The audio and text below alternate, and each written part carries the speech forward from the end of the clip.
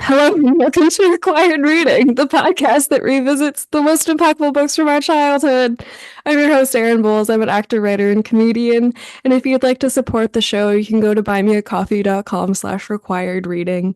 Our guest today is Olive Lorraine. They are a writer and actor that you may have seen in Neon's How to Blow Up a Pipeline, and whose writing can be seen on Apple TV's The Big Door Prize. Hello! Hello. What are you reading these days? What am I reading these days? Well, presently, I've kind of been combing through a collection of Mary Oliver's poetry it's in the collection Devotions, which is like kind of a collection of like a lot of like several different books of hers. And it's amazing. I have like read poems from Mary Oliver throughout my life. Like she's, so prolific. So it's like having it all, or not all, but a lot of it in one place that kind of spans her entire career is really awesome. And I love it. And I'm trying to start Sally Rooney's new book, Mm-hmm. but it's hard. Yeah, both of those things together, you've really set up a Yeah, I'm difficult. like, how much yearning can I put up with right now? Plus, with Especially this with, book on top of yeah, I'm it, like rereading, yeah. okay, I'm rereading Wuthering Heights, reading Mary Oliver, and now we have new Sally Rooney. I don't know if I could cope It's a lot. with that much dark yearning. Yeah, I forget what I just finished because I just finished a book the other day, other than stuff for this podcast. But I just started reading. I have like the portable Edgar Allan Poe because I've never Mhm. read really any of his stuff. And tomorrow is Halloween, and he is from Baltimore, and I'm from Mm. the other side of Maryland. I love that the football team is named after a poem. And I think like that's really fantastic. I think that's That great. is so queer. They don't even know it. No. I've only recently become a sports person, so it's still kind of new, but I love that. I love Yeah. that. What kind of sports are you watching? It started with basketball, Yeah. because my dad went to University of Kentucky, which is Yeah. Mm-hmm. very big Wow. Did basketball did he place. play there or was he just No, what? no, Oh, I no, was no. like, He just went there. No, damn. no, no, no. There's my whole family is like decidedly not athletes. Like I have like a second cousin who's like a gymnast and in football, and we're all like, I don't know how Zeke got that way. We're very proud of him, but it's very confusing. Yeah. Yeah, he was in middle school just like doing so many flips, and we're like that. You're like, there goes Zeke. But I moved to LA this season that the Lakers won the national championship, so I was like Mhm. perfectly primed. And then my boyfriend went to USC, not as an athlete, but really loves their football team. So then I got into football. And now the Dodgers are in the World Series, so I'm getting a little into baseball. Yeah. Yeah, it's fun. It's like I went to a USC game a couple weeks ago, and it's like I understand it. I Yeah, understand the for sure. appeal of like going somewhere to scream. Yeah, Yeah, it is 100%. it is a mass communal somatic exercise. We're all Yes, screaming and cheering together, and no one can judge us, and we can look as crazy as we want. And there is really, something truly. liberating about that. The main sport that I will watch is basketball, so that's why I Mm, up when you said your dad went to University of Kentucky, because yeah, their team is amazing or mhm. historically amazing. I actually don't know Yes. how they're doing right now, but yeah, love basketball. Do And you like the Lakers. Lakers? Uh, I actually, so like I was a Spurs fan for a long time because Mm, of Texas. Should be a Rockets fan, because I'm from Houston, but Spurs, yeah, their team is just or historically has been amazing. But when I moved to LA and started dating someone who was from the Bay, I very quickly became a Golden State Warriors fan. But it was mostly just because I loved the players and the coach. I mean, Mm. I guess that's why you like a basketball team, but yeah, I just loved Golden State Warriors and I didn't really care if people called me a bandwagoner, but yeah, they're just such a good quality team and Mhm. pretty devastated that Klay Thompson is no longer part of that dynamic trio. Uh, but Mhm. but yeah, enough about sports. Well, what a transition. Our book today is Wuthering Heights by Emily Brontë from 1847. I want to put a little like second of Kate Bush's Wuthering Heights right here.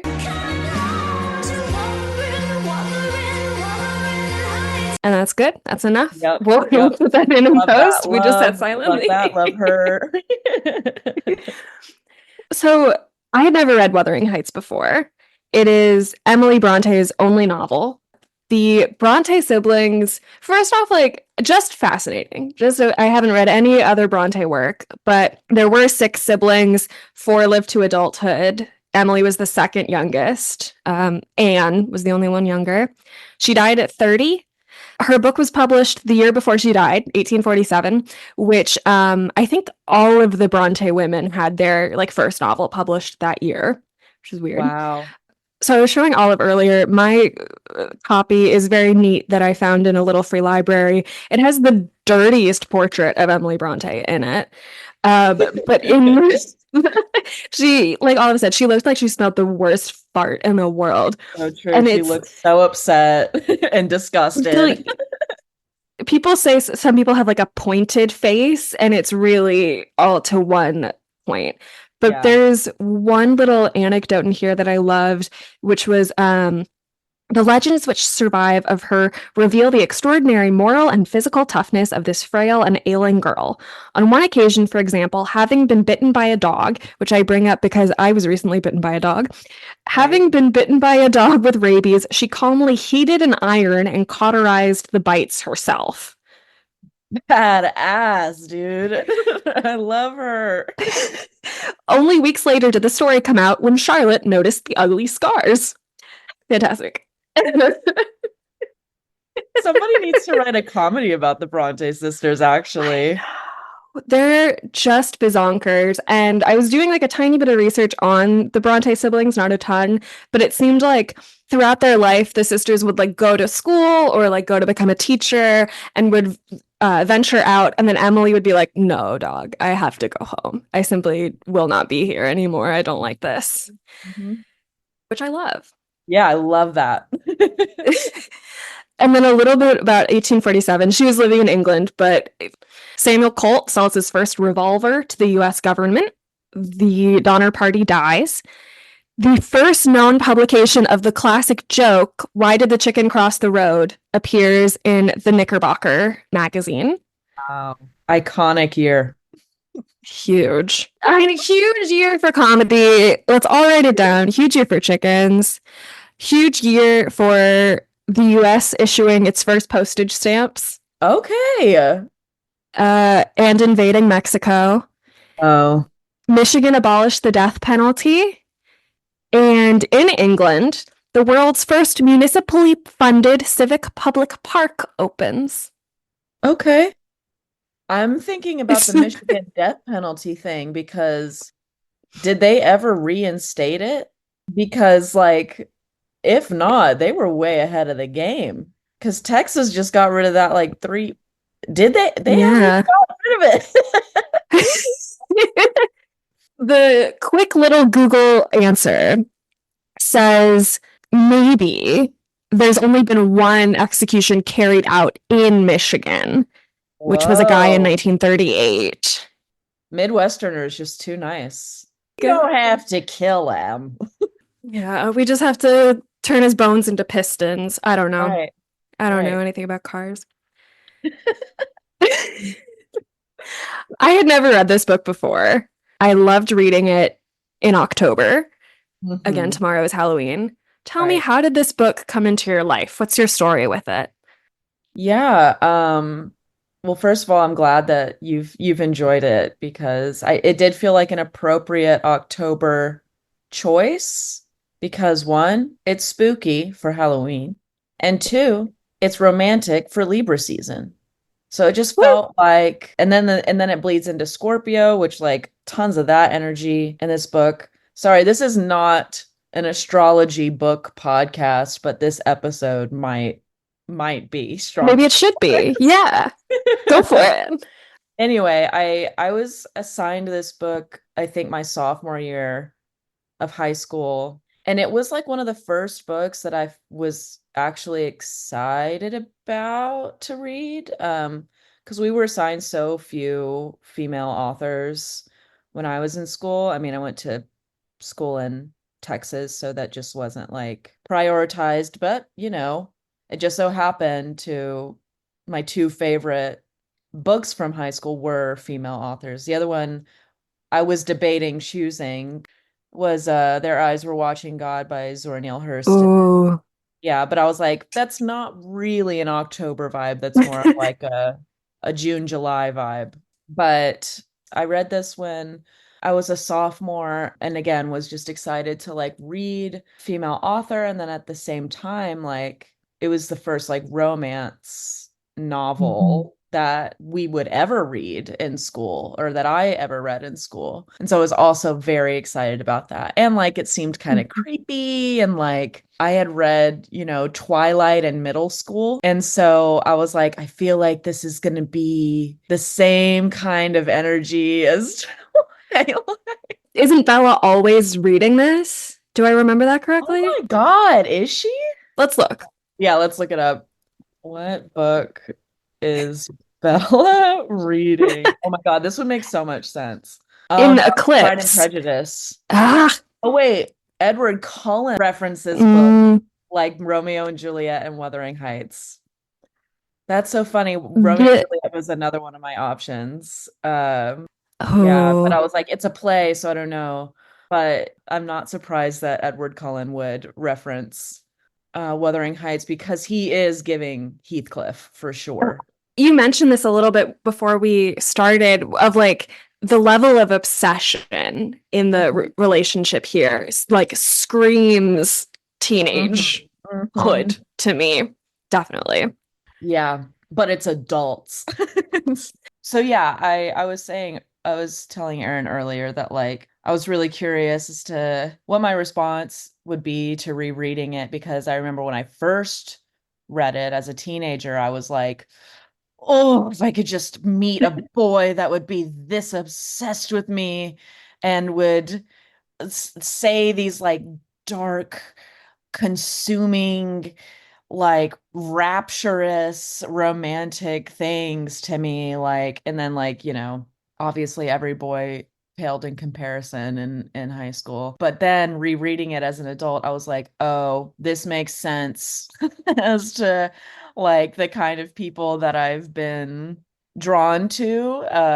Because definitely have had a pattern in relationships that have started very obsessive, intense, spiritual, like kind of like that. That's kind of Mm, what I still love about this book is that like romance is a spiritual experience for them and it's so close to the veil. Like there's a lot of like talk of like love and death and like what it means to die with and without love and the idea of like dying to be with right.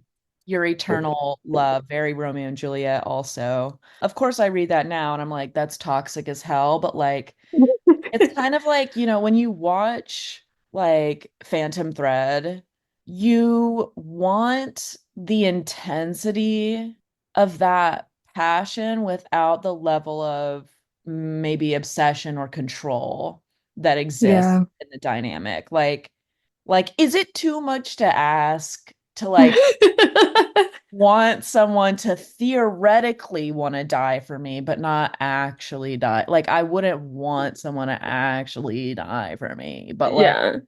But the it's offer, yeah, it's the thought. it's the thought that counts. The thought that counts. Just tell me you were thinking about dying with me alongside me.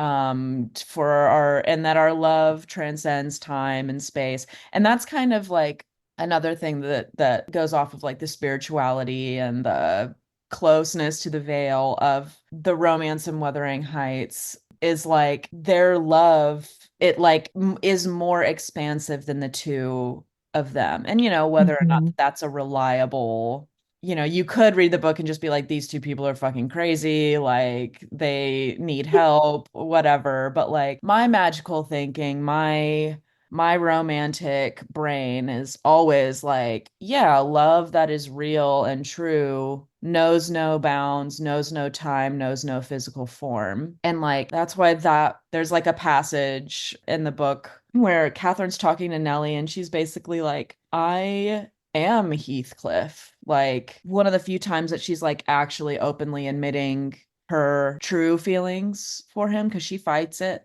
for a while. But well, she says that her love for Linton is like foliage, which is true, but ever changing and evolving with the seasons. But her Mhm. love for Heathcliff is the rock beneath the foliage. It is unchanging and you can't, she basically is like, I don't see where I end and he begins. There's this one quote she says, Heathcliff is more me than I am. And I like Yes.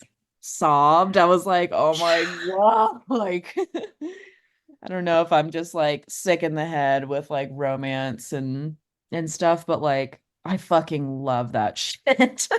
Yes, that scene was incredible. I highlighted it as well. It's somewhere in here. He's more myself than I am. Whatever our souls are made of, his and mine are the same. Oh, so beautiful to me. Like, I mean, there's obviously one way to look at it, which is like the highly codependent, like, Yes. you complete me, I can't exist without you. And there's definitely that tone. But like, if you zoom out and you actually try to understand what it is like that these characters are feeling, and more importantly, like what Emily Brontë obviously has felt at some point in her life, or maybe wishes to feel, it's that this like love, like true love, makes you release your ego and forget the blip that you're crossing paths during currently. Mm, Like we've found each other in this life as these two different beings, but we are one unit that yeah. has been on this journey of existence throughout time and space. Like maybe we were bees together. Like it feels so spiritual and so like connected to God. And for me, that's very much my relationship to love and romance. And so, and then I think I've also had that same struggle of like differentiating like what is a toxic codependent relationship that is seemingly born from like intense romance and connection and dedication, devotion to each other. And then like what does a healthy version of that intense Yeah. devotion look like? And I feel like, I don't know, I've just started to figure out that it's less about not like it's not about devoting yourself less to Mhm. someone or something, but rather devoting to yourself equally. So Mhm. like even in the under the like understanding that you and another person are one, it's like you pouring in to them would only be pouring into 50% of yourself. And also like choosing to be with people where it feels like infinity sign, reciprocal devotion, like Yeah. I think that's where things can get toxic because I do think Catherine and Heathcliff's relationship is toxic because they never fully realized their Mhm. connection. She married someone else. He yearned for her his whole life. They had their own children. And you go through the whole, or at least rereading it this time, I was like, Mhm. dude, this could have been avoided if y'all just like didn't give a shit. Like, or if Catherine Yeah. in particular didn't give a shit about class and image, you know? I realized that when I went into Wuthering Heights, I didn't really know what it was about other than like mist, fog, angst. Even though I saw the 2011 movie with Kea Scolario from Skins, and I like didn't get it. At the time, I think I was just like, this is a lot of mud, and that's okay. Like you said, I was like reading this, I don't know if I like would have gotten it if I was younger, like if I would have understood it, because like I pulling out from, if you don't know what it's about Catherine and Heathcliff, who are sort of raised as siblings in this isolated English area. Heathcliff is like a foundling that Catherine's dad just brings home one day, and I didn't realize this until I was flipping through my notes earlier. Like we genuinely know nothing about Heathcliff. We don't know where he's from. And his name actually comes from like the Earnshaws, which is Catherine's family. The Earnshaws have a dead son named Heathcliff. So they're just like, we're going to copy paste it onto this kid. And he's like loved by the father, but loathed by everyone else except Catherine because he is like devoid of context. You know, he's just floating around. He has much lower status. And so like Catherine finds ways to be elevated in the world, and they become separated, and Heathcliff sort of spends the rest of his life trying to cause misery and pain to others, including Catherine's descendants, and is sort of literally haunted by her when she dies about halfway through the book. After begging her to haunt him. Yes, there's that scene. I was looking at it. It's chapter 15, guys. But it's also like Catherine lets Heathcliff have it, which is fantastic. But it's like, yeah, Heathcliff is like, please don't die because you'll haunt me and you're gonna hurt me and I'm gonna hear these words forever. But also please haunt me when you're gone. It's yeah, I think like it's so Catherine and Heathcliff are like more than lovers, more than siblings, more than family. Like they are, two bees in a different life and cut from the same cloth. And it's all of these other things that separate them. And something that astonished me in reading it was how often they are described as childish and children and infantile, which makes sense. Like they go through trauma as children. Kathy, they're locked into that yes, age. Very much. And the whole time I was reading it, I kept thinking about this quote from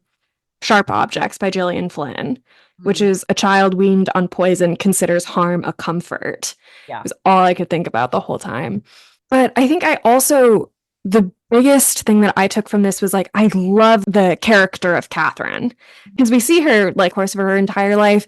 She is just bad and messy and mean and cruel and fun-loving. And I think like, I don't know that kids today, like, I think there's sort of a lack of like media literacy happening. And I fear that people who might read Wuthering Heights today would see it as just like, this is a bad relationship, the end, where you can adore characters that are sort of, I mean, Heathcliff is despicable. This is a bad person. But you can still love it and be fascinated by it. I think like I expected it to be a romance, which it is. I think it's also an incredible like character study and psychological evaluation, which I didn't expect at all. Yeah, I agree. I feel like I agree so much with what you're saying. It was like they're more than lovers. They're more than childhood, like quote unquote siblings or whatever. It feels like on the note of like them having this like extremely strong spiritual connection that transcends time and space. It's two traumatized adults in the 1800s trying to navigate what that looks like if they can't be together romantically. And plot twist, the dude doesn't handle it that well and tries to ruin her life. And that's another thought that I had reading it, was just like, y'all could have just like, maybe y'all are just like extremely close friends, and like that is the depth of your love. Like you can still experience this spiritual connection in this life. It just might look different, and Heathcliff is just refuses to Yeah. have that experience, so much so that he ruins her life and his own, because he's Mhm. like, the relationship isn't worth it if I can't fully own you, basically, because that's what Yeah. that, to marry a woman Mhm. in that time, that's what it meant. But the funny thing is like you still see that today in hetero, cis relationships. I mean, any relationship, but like I'm talking primarily in my dating experiences with Mhm. straight men. There definitely is like a, if I can't have you completely, fuck off. Mhm. Yeah. And I think that's part of where Catherine's messiness and resentment comes from Mhm. towards Heathcliff, because even though she does love him deeply, she's like, why the fuck are you doing this? Like, Yeah.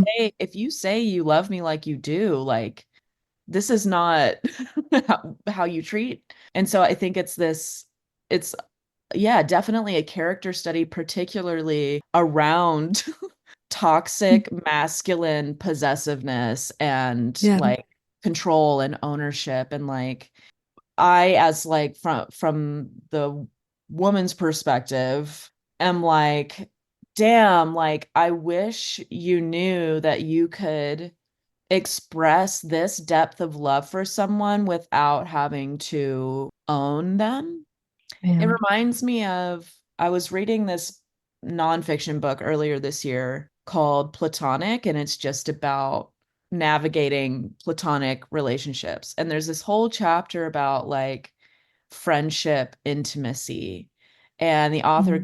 goes in to talk about Abe Lincoln and his best friend and the correspondence that they had. And there's a lot of like questions of like, was he queer? Did he have, a boyfriend or whatever? But she was like, let's explore this as if they were just friends, because we don't have Mhm. evidence of them having sex or having like a physically romantic relationship, but shares excerpts of their letters to each other. And it's like, I count down the days until I can laugh with you once again. And it's like Mhm.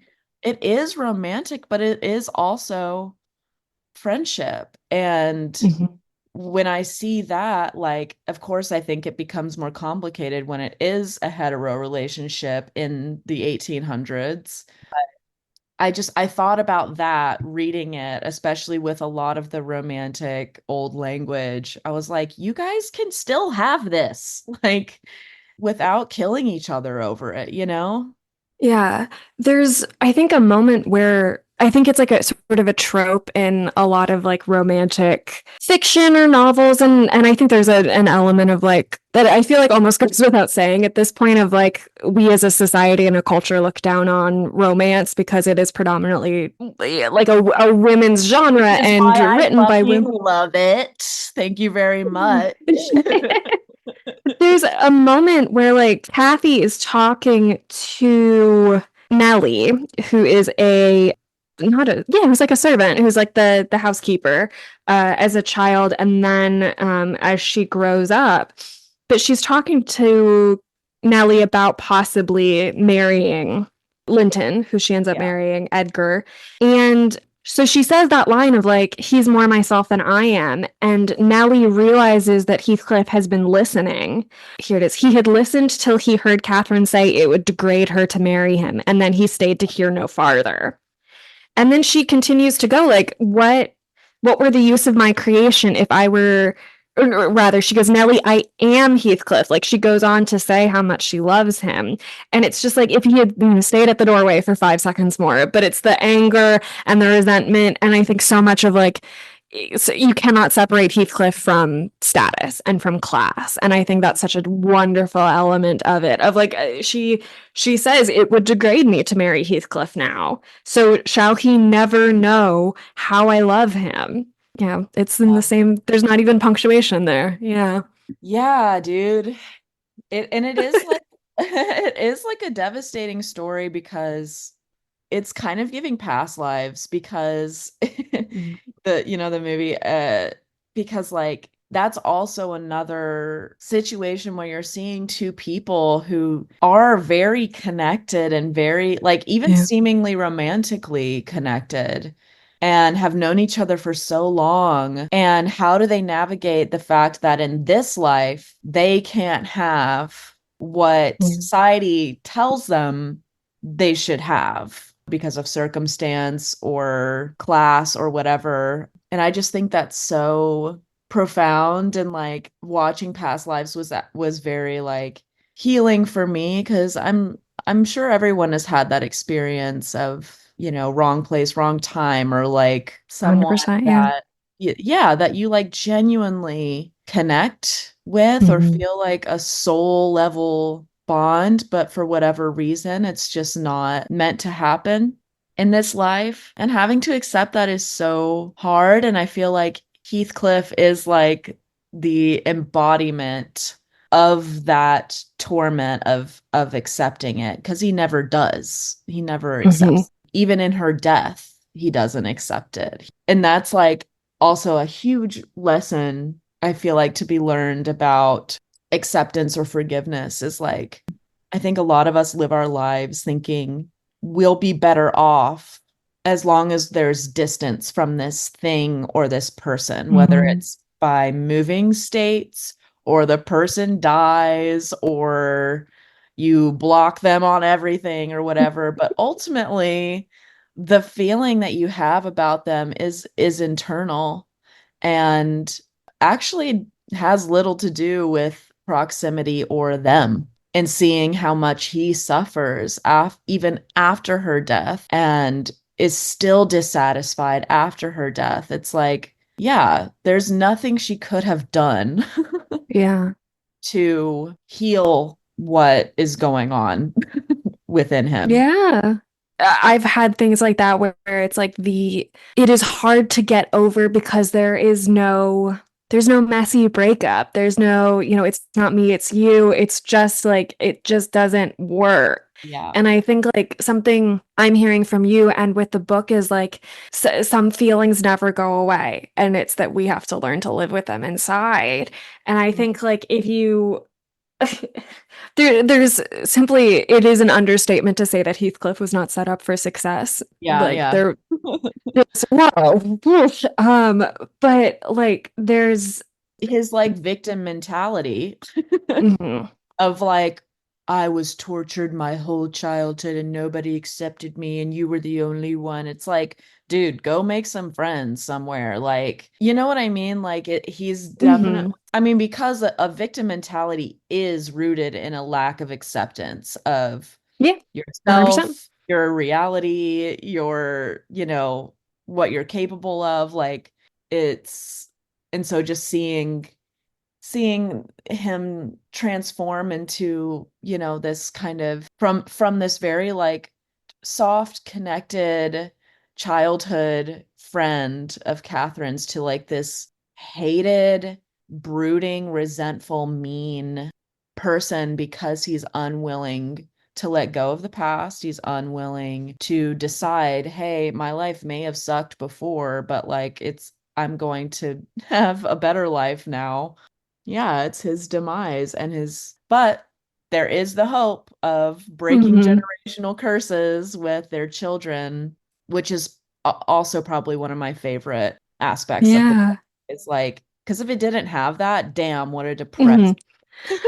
Mhm. Yeah. So what you're referencing is that Heathcliff marries Kathy's sister-in-law, Isabella, purely out of spite. Yeah. Specifically because he finds out that Isabella, who's younger, is like obsessed with him because she's young, because she thinks he's this like mysterious stranger. He marries her specifically like to be brutal to her, to make her miserable. I don't know if it's said explicitly, but to say like, because you think I am good, I have to do everything to prove to you that I am not. Which Yeah. I've dated that, bro. Um, Yeah. But Isabella and Heathcliff have a son who is named Linton. There is a family tree in my copy of the book, which is not helpful enough. The Wikipedia page Yeah, is it is helpful. complicated. Yeah. A lot of repeating names. Catherine has a daughter named Kathy. Yeah. Heathcliff arranges his son and Kathy the younger to marry. They hate each other. And then Catherine the younger ends up marrying Hareton, which is Catherine's brother's son. So there is incest. They are cousins. Damn, I don't even think I realized that because the family tree was so confusing. And exactly. It's sad that in this book you're like it's incest, but like that's not the worst thing here. Like we'll let that happen because the rest is so bad. Yeah, it's like just let me have this one hope because they're like maybe they'll be stunted and albino, but like at least they'll be happy. Yeah, they're like I actually don't know anything, so. One thing that has that I like didn't really realize until like I think something that was like ultimately a big connection for me between the characters and the author and the book as a whole is like how setting as a character and how like deeply isolated this world is. And so the name Wuthering, first off, comes from, they say it in like the third or fourth page, is like because it is so windy, because like the landscape is so hospitable. The book is narrated from the perspective of a guy who's just like wandering through, and one of the first sentences is a perfect misanthrope's heaven to describe how fucking miserable this place is. Yeah. Wuthering being a significant provincial adjective descriptive of the atmospheric tumult to which its station is exposed in stormy weather, which is also like that's, I think like tumult and storm is also adolescence. And it makes so much sense that the extremity of the emotions in here will perfectly meet the extremity of adolescence and those feelings 100%. But I also wanted to ask, like, you're from Texas. This is a very gloomy, rainy setting. And did that pull you to it? Was that at all a factor? Oh, definitely. I mean, I don't know if it's because when I was in high school, like I just wanted to fucking live in Seattle and ha ha ha ha ha. Twilight was big for everyone. That's all that I wanted. It's cute. I also, this might be like too radical, but I also saw this TikTok the other day that made so many things make sense to me. They were like, this TikToker is a Black woman. She was like, do you know white people, y'all are getting skin cancer because you're supposed to be like in the woods. Like you're supposed to be like in Ireland, like in the rain, or in like Britain in the rain and the gloom. Like you're not supposed to be here. That is true. And that also explains why I have felt gravitated towards such climates because yes, I am pale. So yeah, definitely drawn to that like energy, that setting. There's something very, setting as a character, like having this very like oppressive environment can like you said earlier, it was like very muddy. You're like, there's so much mud. And I'm like, that is like in terms of like our two characters being so fundamentally stuck in their adolescence and who they are, it's like, it's like they're stuck in the mud and the rain and the cold and they're like stiff and shaking. And there's a reason why it is called Wuthering Heights and not like Heathcliff's Revenge or, like it's called because I think the setting encapsulates the internal world of the characters as well. Yeah, and the younger, like Catherine Jr. is like forbidden from leaving her house. Kathy, the older, talks about like feeling trapped in this place, which is interesting. It only now in thinking about it do I realize like Heathcliff went away for a long time, really Mhm. saw the world or had the opportunity to see the world and said, no, I'm gonna come back to the Yeah. place that has Yeah. always hated me, Hmm. to stay here. And like he becomes the master of it through some, yeah, there's always a gambling debt narrative, I think, in the olden times. That's the thing. I think a lot about the film Gaslight with Ingrid Bergman. And in that movie, a lot of the plot is about rare gems. And I Hmm. don't think we have enough stories about rare gems anymore. So true. So true. Just a thought. Was the last great gem movie Titanic? I don't know. Uncut gems. But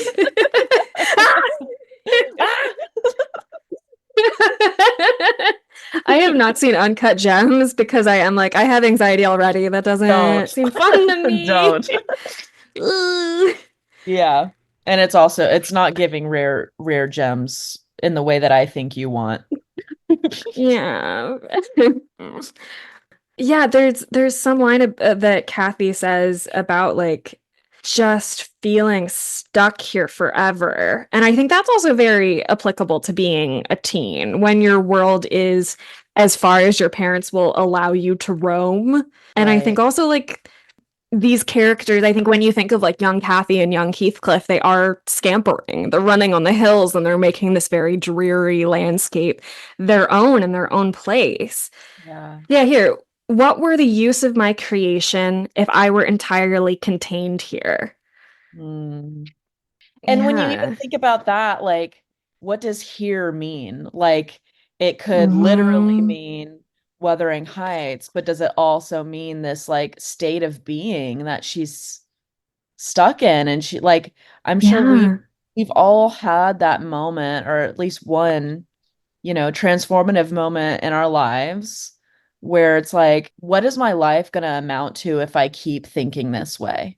If I stay Yeah. in this way of living or this way of perceiving myself in the world. And Wuthering Heights is like the setting is such a great, I think, metaphor for like that dark Yeah. thinking and insecurity and control and resentment and all of these things that become the demise of so many people. Like this is not Hmm. exclusive, even though it seems so like Victorian and Yeah. like brooding. Like this shit is still like that's, and not that it's wrong to like stay in a hometown or Hmm. anything like that, but we all have friends that have stayed, maybe not even in hometowns, but in relationships, in places, in careers that they're so unhappy with. Yeah. And because of that, they can become like fucking horrible to be around. And so yeah, that passage in particular just makes me think of like, what were the words exactly? She's like, what were I to be if What was I the use of my creation? what was the use of Um, my creation if I am to be confined? yeah, I'm finding it again. There's another line that when she and Heathcliff really like are at each other's throats that yeah, if what were the use of my creation if I were entirely contained here? Hmm. Yeah. And then I'm tired. This is in the big scene with Heathcliff. I'm tired of being enclosed here. I'm wearying to escape into that glorious world and to be always there, not seeing it dimly through tears and yearning for it through the walls of an aching heart, but really with it and in it. Ugh, And then she damn. says, like, when I die, and because there's this sort of the way they talk about it, and I love how Victorians talk about illness because it's like, I don't know. So there's like a lot of saying that like Kathy kills herself and like cries so much she makes herself ill. Mhm. But in the same sentence, you are sorry for me. Very soon that will be altered. I shall be sorry for you. I shall be incomparably beyond and above all of you. This is a double Scorpio relationship. They're both Scorpios. I thought of another layer to that quote beyond like, who am I to be if I am confined here? That could also mean like Heathcliff's perception of her. Like, Yeah. because she, regardless of their deep connection, which I do believe is real, Hmm. she has clearly Hmm. become an idea to him instead of a fully Yeah. fledged human being. Otherwise, he would allow her the autonomy to live her life. Yeah. And so I feel like she could also be speaking to, like, I'm a full person, and to you, I remain this idea. I am confined to the idea that you have of me in your mind. Yeah. And you are preventing me from breaking out of that, which is so fucked up. And Yeah. I'm sure we've all been in relationships. I know I've certainly idealized people before and been like, Oh yeah. no, you need to change, and instead of me walking away from this or me accepting who you are. And so I feel like at any given moment I can relate to either. With Heathcliff, like, he becomes definitely despicable. But like, for someone like, my grandparents adopted me, and it definitely was not giving Heathcliff. I was not like hated by the entire town or anything like that. But there is definitely a type of otherization that you feel like, I was adopted right before I started high school. So like, I didn't have parents that were the age of everyone else's parents. And like, Right. telling people that I live with my grandparents was like a whole, why, what's going on? Right. And, there are immediate perceptions that people have of you if you have an Yeah. unconventional, Oh family. yeah. That being said, like, the worst elements of Heathcliff is like, if you grew up with any kind of authorization, even if it's not like family related, but like you were bullied or you acted weird and people, whatever, there's a resentment and a rage that is Yeah. born from that experience. And a lot of us, I think particularly women, are a lot better at coping with that. Yeah. You have And to be. Yeah. yeah, Yeah. we have to. But that rage can still exist, or that resentment can still be accessed. And so sometimes when I was reading, Heathcliff's fucking rage outbursts, which he has many, there's kind of this satisfaction of like, yeah, like, I wish I Yeah. could fucking be that awful for 5 minutes, like, Yeah. I could.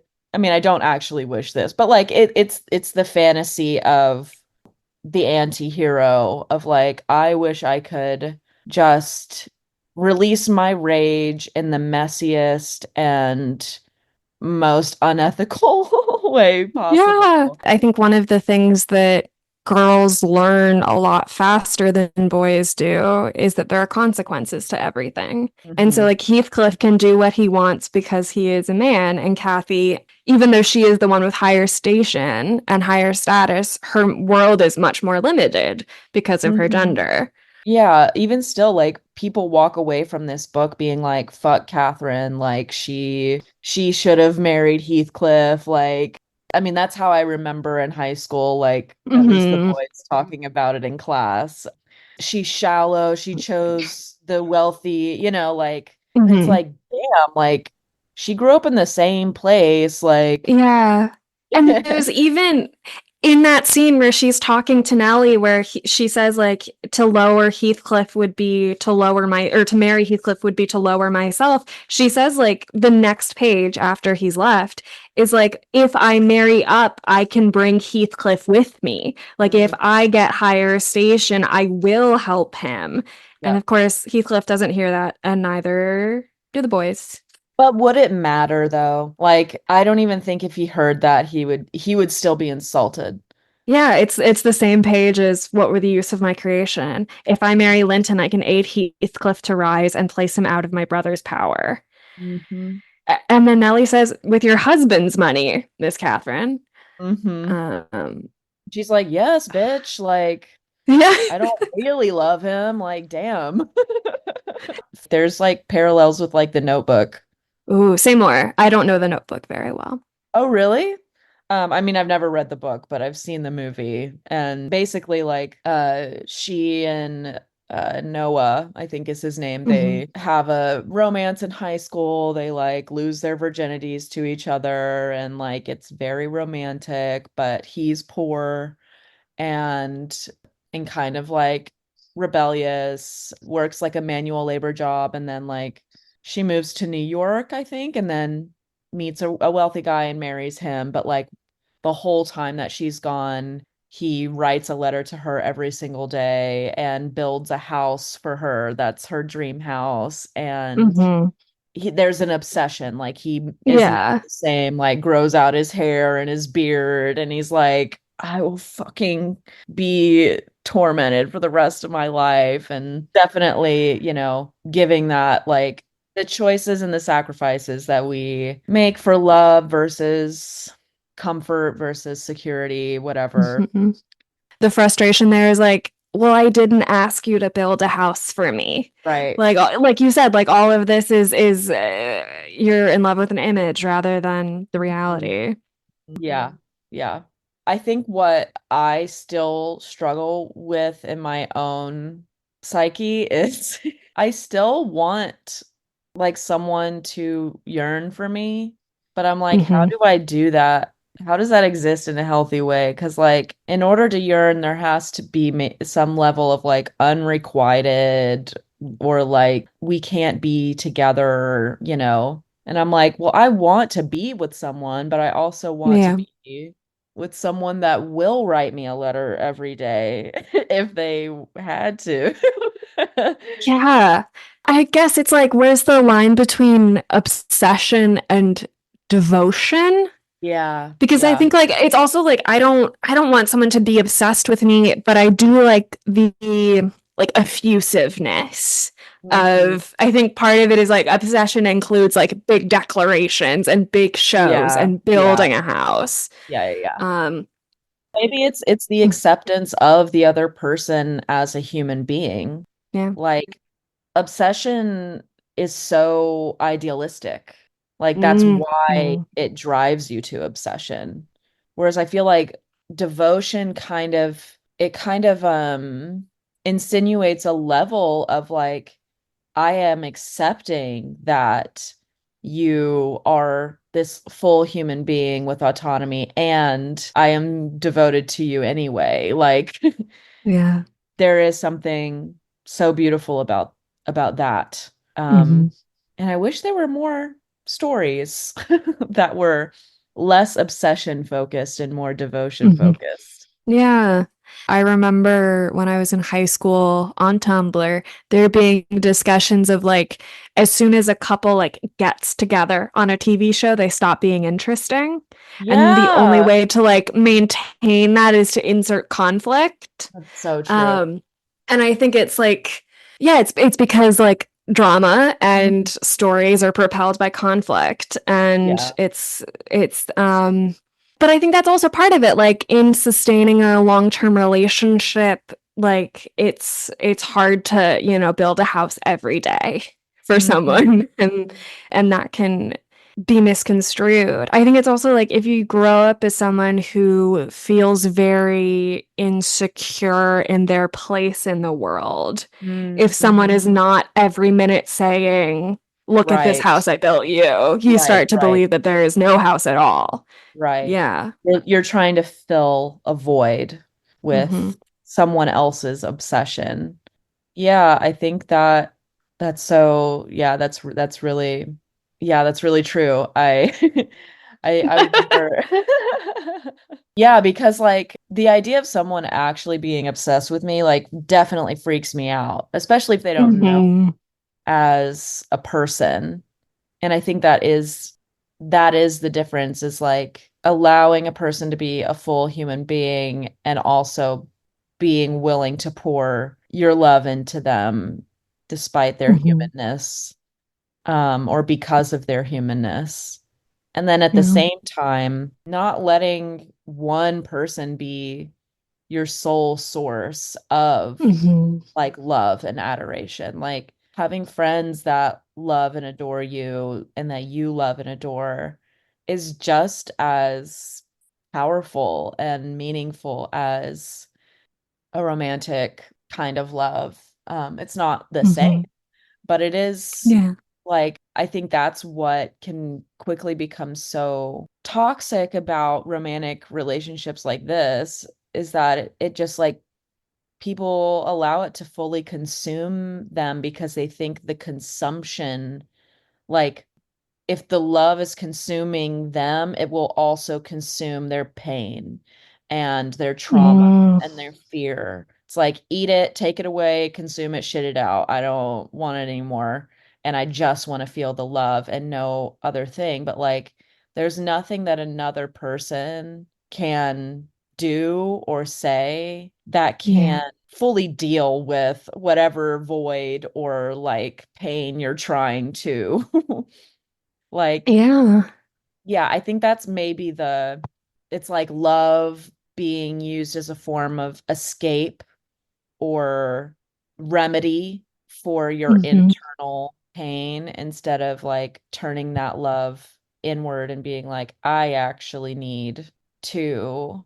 Like if Heathcliff just loved himself, if Heathcliff just did his morning affirmations, he would have Mm, probably been okay. Like there was an inner orphan in there that just needed to be like, you're worthy of love, even hmm. if it's not from Catherine. Like you will find someone that will make you feel special and valued and whole.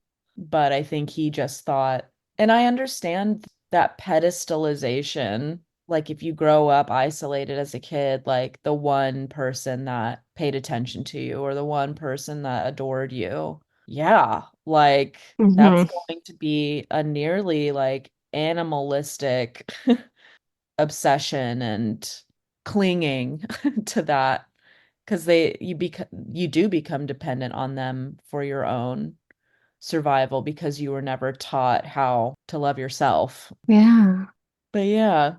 I think reading it, it is sort of like, of course, all of these things happen. It's so difficult, but I think it's such an interesting moment when Kathy goes away for the first time. She gets, I think, also bit by a dog and has to heal for a while at the Linton house, and then comes back, and there is this distance already that she's spent time with the fancy people.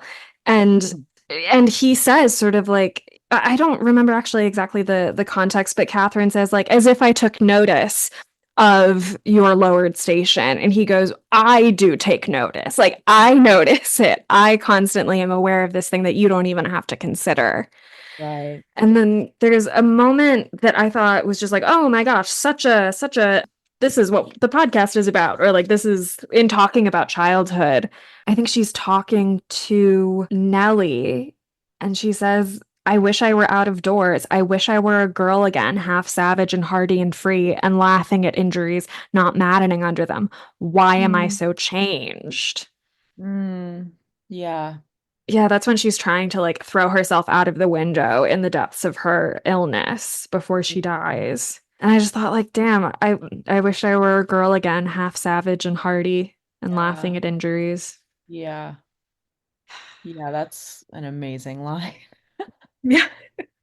Yeah, because she's longing for the same level of connection that was not influenced by class and society and Hmm. having to live in an adult world and be in love at the same time. And I think that we all struggle with that. Like, there are lots of people who still are like, I'll never love like I loved my first love. And it's like, part of me feels like at some point that is a choice.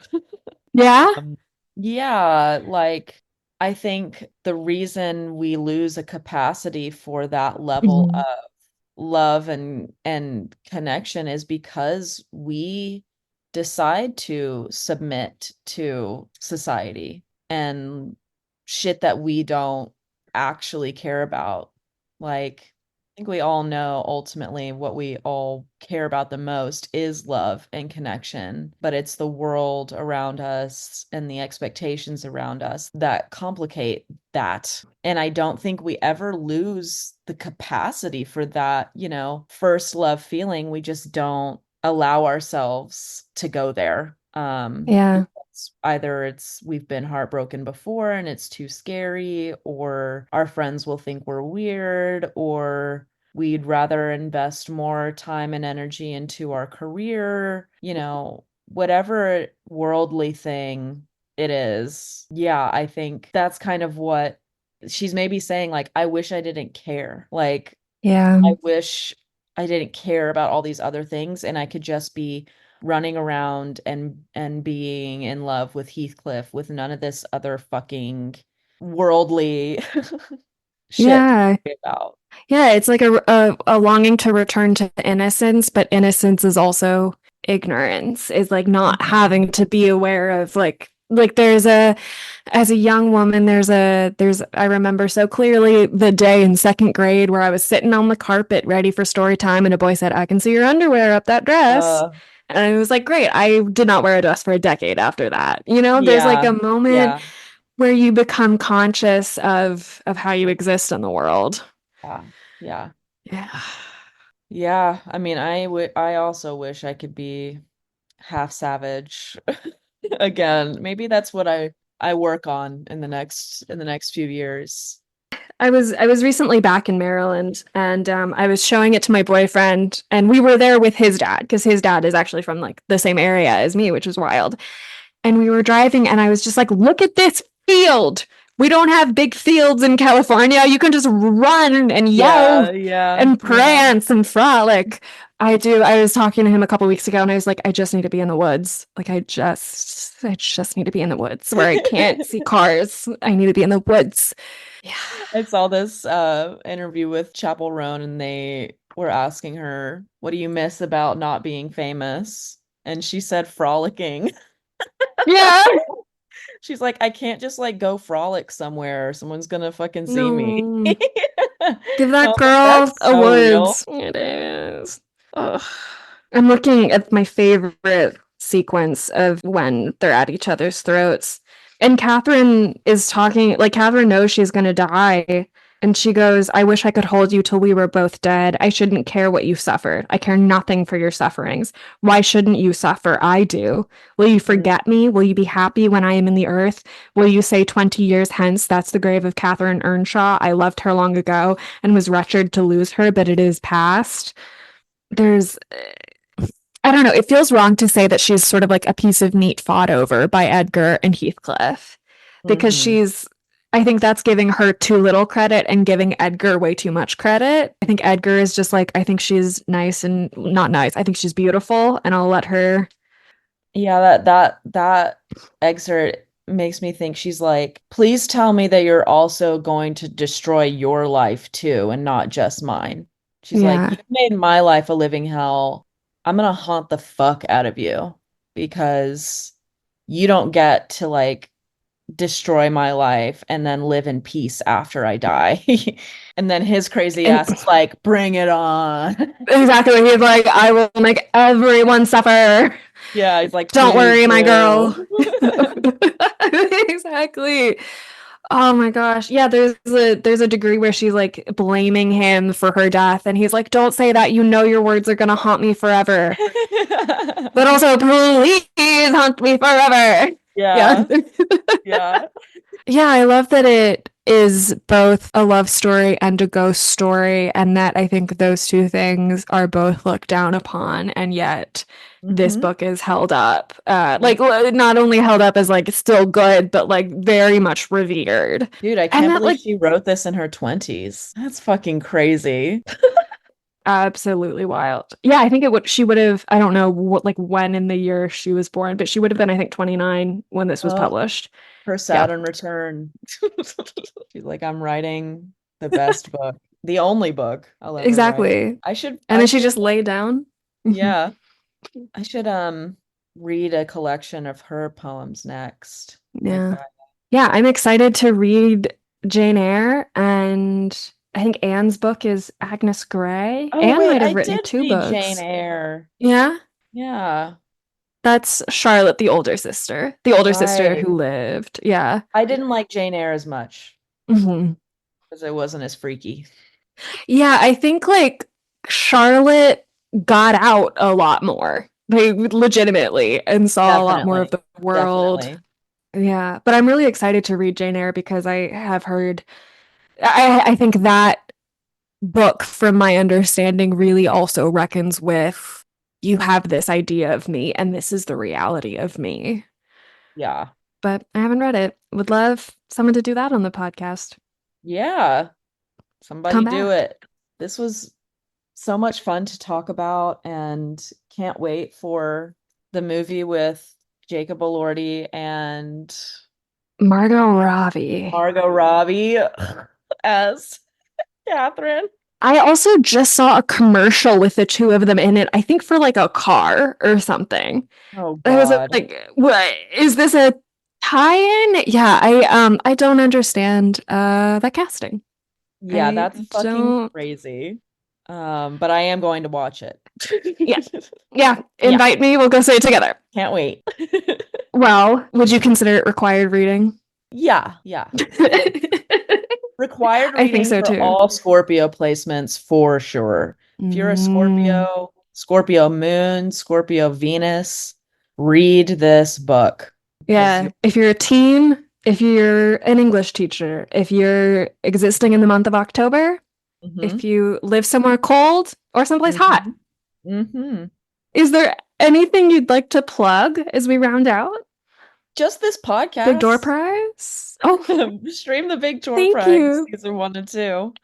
But yeah, this has been amazing. I have nothing topical to plug right now, but thank you for having me on. I'm so glad I got to talk about this book. And yeah, I am excited to listen to other episodes coming out. And yeah, it's such a cool idea. Oh, thank you. Yeah, yeah. I can't wait to tell my friends all about it. Aw, thank you. And that's the end of the episode. Thank you so much to Olive for doing this. I love this book. I might start rereading this book very soon.